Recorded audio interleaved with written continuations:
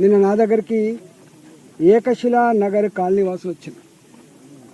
1985 ఇవాళ కాదు, నిన్న కాదు, 1985 ఆనాడు ఇక్కడ ఎకరం 10,000 రూపాయలు 5,000 రూపాయలకి ఎకరం ఉండే. ఇక్కడ ఆనాడు రియల్ ఎస్టేట్ వాళ్ళు ప్లాట్ చేస్తే కొనుక్కున్నారు. వాళ్ళు అందరూ కూడా రెవెన్యూ ఉద్యోగులు ఉన్నారు, ఇలా పోలీస్ డిపార్ట్మెంట్లో పనిచేసే వాళ్ళు ఉన్నారు, రిజిస్ట్రేషన్ ఆఫీస్లో పనిచేసే వాళ్ళు ఉన్నారు.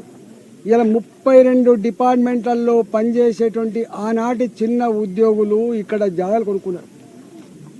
ఇవాళ ఆ జాగాలు ఇక్కడ ఇల్లు కట్టుకుందామంటే ఆనాడు దొంగల భయం కాబట్టి, రాళ్ళు రప్పలున్న గుట్టల భూములు కాబట్టి, చెట్లు కంచెలున్న భూములు కాబట్టి సెక్యూరిటీ భయపడి ఆనాడు కట్టుకోలేదు. మెల్లమెల్లగా జాగాల ఖరీదు పెరుగుతున్నప్పుడు, వాళ్ళకు 4 పైసలు జమ అవుతున్నప్పుడు ఇల్లు కట్టుకునే ప్రయత్నం చేసి కొంతమంది ఇల్లు కట్టుకున్నారు.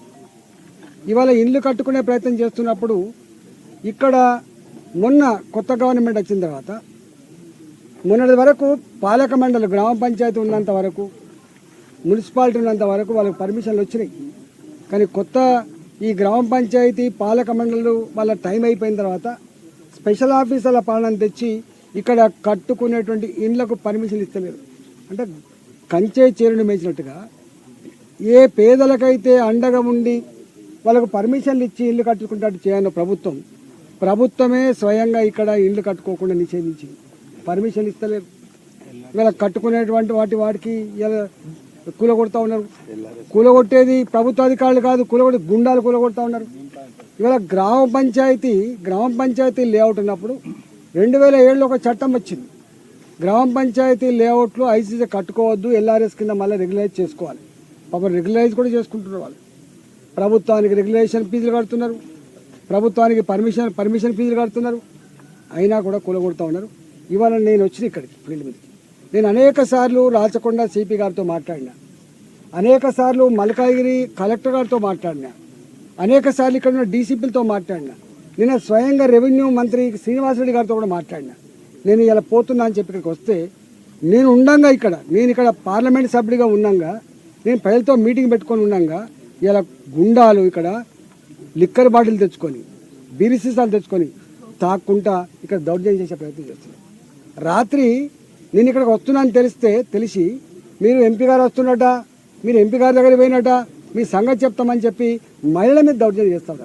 నేను అడుగుతా ఉన్నా సిపి గారికి, టెంట్ వేసుకొని టెంట్ కాలబెడతాం అంటే ఎంపీ గారు వచ్చే టెంట్ కూడా కాలబెట్టే స్థాయికి ఎదిగిందంటే పోలీసులారా మీరు ఎవరికి రక్షణగా ఉన్నారు? మీరు ప్రజలకు రక్షణగా ఉన్నారా? గుండాలకు రక్షణ ఉన్నారా?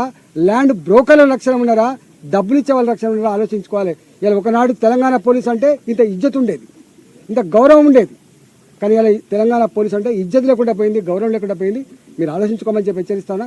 నేను ఇక్కడ ఉన్నా ఎవడొస్తాడో, ఎవడు దౌర్జన్యం చేస్తాడో, ఒకవేళ మీరు కనుక కంట్రోల్ చేయకపోతే, ప్రజల ఆస్తులకు రక్షణ మీరు ఉండకపోతే, ప్రజల ప్రాణాలకు కనుక పోలీస్ డిపార్ట్మెంట్ రక్షణ ఉండకపోతే అదేందో మేమే మా చేతుల్లో తీసుకోవాల్సి వస్తుంది.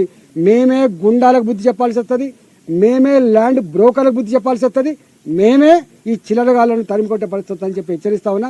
ఇప్పటికైనా పిచ్చి వేషాలు వేయకుండా మీరు వెంటనే స్పందించి, రెవెన్యూ అధికారులు పోలీసులు వెంటనే స్పందించి దీని మీద సంపూర్ణ ఎంక్వైరీ చేసి ప్రజలకు వెంటనే రక్షణ కల్పించి, ప్రజల ఆస్తులకు రక్షణ కల్పించాలని చెప్పి ఈ సందర్భంగా నేను ఎంపీగా పార్లమెంట్ సభ్యుగా డిమాండ్ చేస్తున్నా.